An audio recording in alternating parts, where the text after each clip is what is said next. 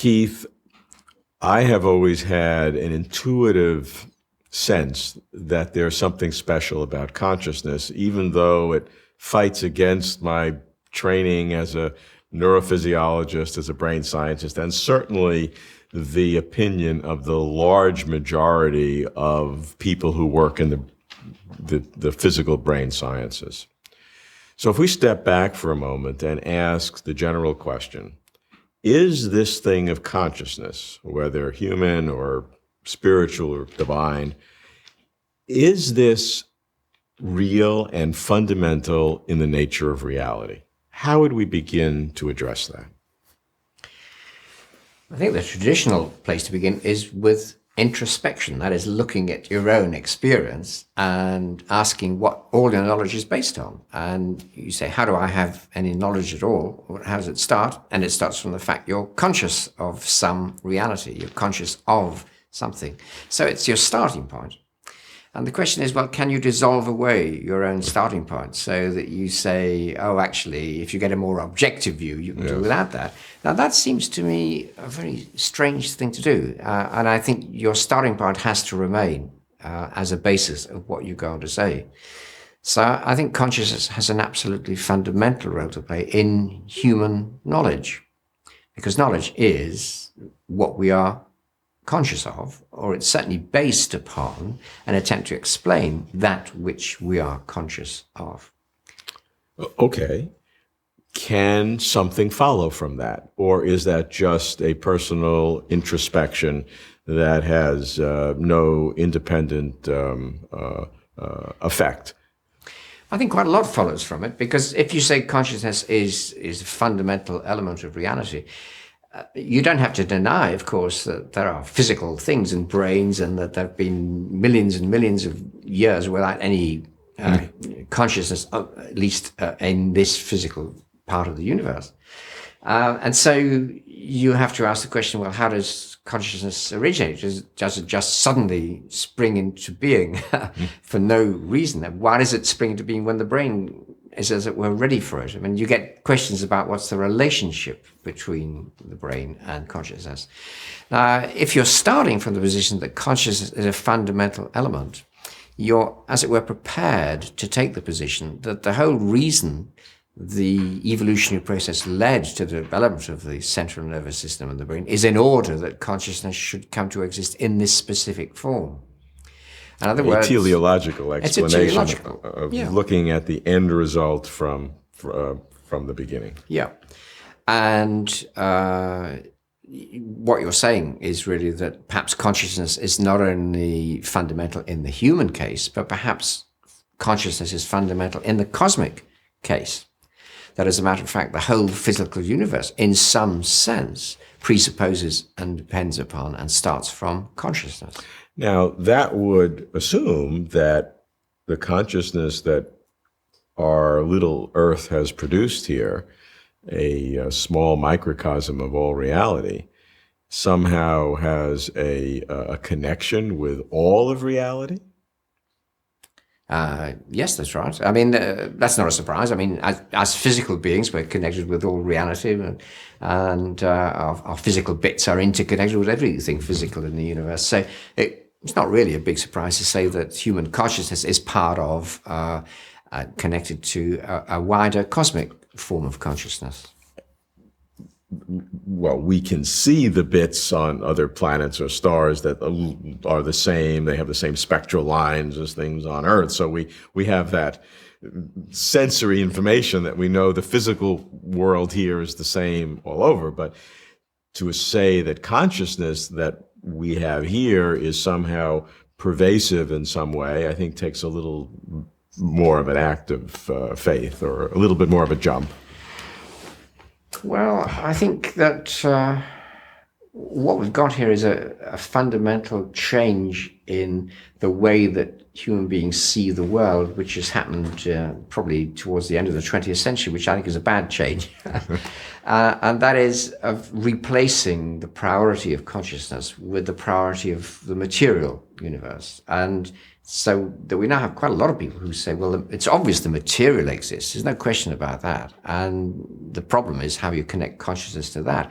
Whereas for most of world history and for most classical philosophers, and perhaps Plato is the key case here, consciousness is much more real than the illusory or half-real world of the senses. And the whole physical world belongs to that world of semi-reality, poised between being and nothingness. Well, the scientific argument to that is that we know more than they knew then. So the fact that we know how the brain works in all its intricate ways, we just are closer to a reality than they were. And we're right and they're wrong. Yeah. Well, I think we know more about the physical bits. I mean, that's certainly true. We know much more about the physical structure of the universe.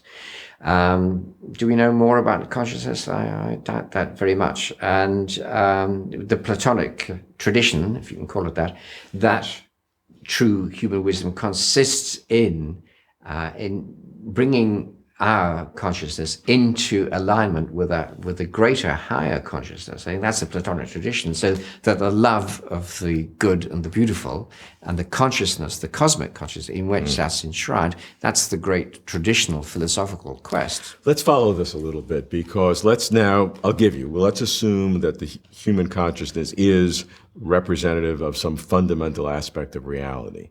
Now, what follows? What are the next steps? What can we say about the nature of consciousness in the structuring of reality, whether in the physical world or spiritual, divine? Can we make those inferences?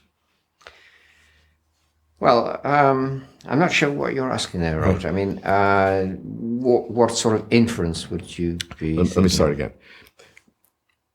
If we assume that our human consciousness is real, is a fundamental part of reality, can we then make any inferences to a similar kind of consciousness existing in physical reality or in a spiritual realms or in a divine consciousness? Can we make those inferences? Can we make those steps? I wouldn't see it quite as an inference like that. It's more a question of what you take to be constitutive of reality, of what the world is made of. And if you take the view, as I think most philosophers in the history of thought have taken this view, that consciousness has a fundamental reality and that the physical world is somehow a function of consciousness, so that what we see because it is filtered through our cognitive organs, but not just physically cognitive, but it's actually a function of the sort of consciousness we have. If you take that view and you make consciousness really primary, then you're going to answer the question, what is the fundamental nature of reality itself, of the whole universe? You're going to give the answer, a consciousness. Well, so what you're saying, in essence, it's not just that consciousness is a fundamental part of reality, along with the strong force and the weak force, electromagnetism and gravity and all the things of physics, so it's like a fifth force. But you're saying that, indeed, a much more full-bodied concept of consciousness, that consciousness is even more fundamental than all these forces. Is that right? Yeah, that's right. That's a big statement. But it is a statement that most philosophers have made throughout history. And to overturn that statement, just because we know a huge amount more about the physical universe, is perhaps not something which is going to last. I mean, I think the materialist view is a very short-lived phenomenon. It hasn't been around for very long in its sophisticated form. And there certainly haven't been many people who've said consciousness is just an epiphenomenon of the physical. I mean, a few... Just an artifact of what's going on in the brain. Whereas most philosophers said, no, it's the physical which is somehow a construct of consciousness. The whole tradition of philosophical idealism, epitomized in Plato and in Hegel, and certainly not overturned by Kant in any sense. And I should say here that, of course, this view is not necessarily a religious view. Yes. That you can argue for the priority of consciousness without having any religious inclinations whatsoever. I agree with that. You say this is just a matter of what the fundamental nature of the universe is. Yes. And I think it needs accounting.